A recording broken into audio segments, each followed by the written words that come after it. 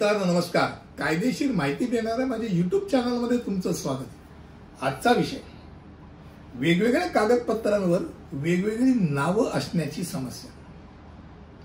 ही बहुतांशी लोकांच्या समोर येणारी समस्या. एखाद्या व्यक्तीची भिन्न कागदपत्रांवर 2 किंवा अधिक नावे असल्यास ही समस्या नेहमीच उद्भवते. वास्तविक पासपोर्ट किंवा व्हिसासाठी अर्ज करताना तुमच्या दस्तऐवजात एक वर्णमाला म्हणजे एक अल्फाबेट जरी चुकला तरी तुमचा अर्ज नाकारला जातो. आणि इथे तर तुम्हाला गंमत वाटेल, काही जणांची 1-1, 2-2 नाही तर 3-3, 4-4 नावं असतात. स्पेलिंग मिस्टेक, यात वेगळं आहे, त्यात वेगळं आहे, त्यात वेगळा उच्चार आहे, त्यात वेगळं. ते काकांनी लिहिलं, जन्मत टाकला. माझ्या मामाने जाऊन माझं नाव लिहिलं. आम्ही शाळेत जाताना वेगळंच नाव, जन्म दाखल्यावर वेगळंच नाव, आधारवरती वेगळं नाव, पॅनवरती वेगळं नाव. मग घोळ तो होणार. अगदी 2च नावं आहे असे धरून चालू आहे तर घोळ होणार. मग अशा वेळेला तुम्ही काय करायला पाहिजे, तर तुम्ही वकिलाला भेटा. पहिली गोष्ट म्हणजे तो एक प्रतिज्ञापत्र तयार करेल, ज्यात त्याला सेम नेम ॲफिडेव्हिट म्हणतो ते तयार करेल. आणि त्यात तो हे लिहिल की यापुढे माझं फलाना फलाना माणसाचं हे नाव योग्य आहे आणि हे ते योग्य म्हणून धरलं जावं. आधार कार्ड असो, मार्कशीट असो, याच्यावर नाव बदलणं सोपं पडतं. पण जन्म दाखला किंवा मृत्यू दाखला तुम्ही तर चुकीचा घेतला, चुकीच्या नावाने घेतला तर मात्र अवघड जागी दुखणे. एवढं डोक्यात राहू दे. या समस्येवरती अजून एक पर्याय म्हणून तुमचे वकील किंवा नोटरी एक ॲफिडेव्हिट नोटरी करून घेतो आणि नंतर त्याच्या मदतीने तुम्ही पब्लिक नोटीस 2 वृत्तपत्रांमध्ये, वेगवेगळ्या पत्रांमध्ये, खास करून त्यात एक इंग्रजी वृत्तपत्र असावं, त्यामध्ये जाहिरातद्वारे, पब्लिक नोटीसद्वारे तुम्ही ती प्रदर्शित करा. आता अशा जाहिरातीचे 2 किंवा जास्त तुम्ही प्रती तुमच्याकडे राखून ठेवल्या पाहिजे, स्कॅन करून ठेवल्या पाहिजे. सर्वात ठोस उपाय कुठचा असेल तर अशा वेळेला तुम्ही राजपत्रात म्हणजे गव्हर्नमेंट गॅझेटमध्ये नाव प्रकाशित करा.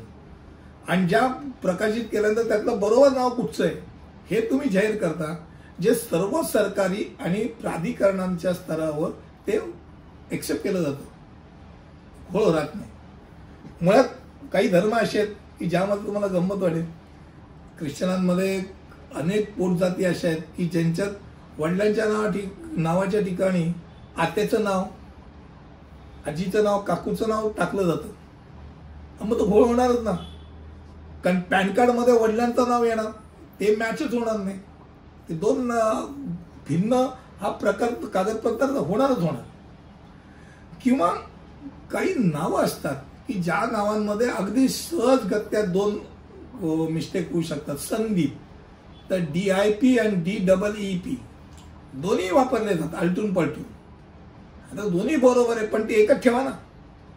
आणि तुम्ही DIP लावत असाल तर संदीप तर हे DIPच असेल सगळीकडे, हे बघा.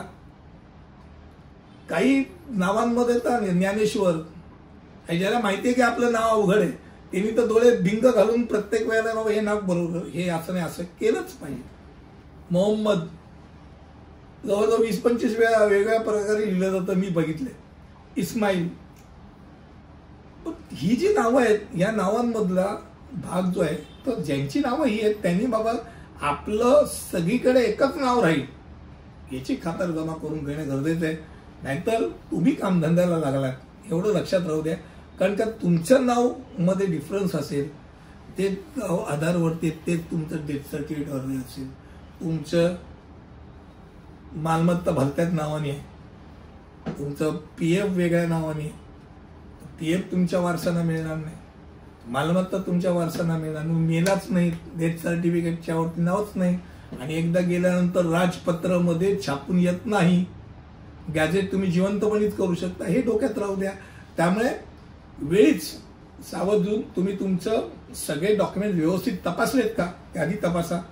सगळी नावं सारखी आहेत का हे बघा. नसतील तर ती सारखी कशी होतील हे बघायची जबाबदारी तुमची. मला असं वाटतं 2 नावं जे घोळ आहेत त्या संदर्भात मी या व्हिडिओच्या द्वारे तुम्हाला मार्गदर्शन केलं. पुढच्या व्हिडिओमध्ये असंच काहीतरी घेऊन येईल. तिथपर्यंत इथेच थांबतो. धन्यवाद.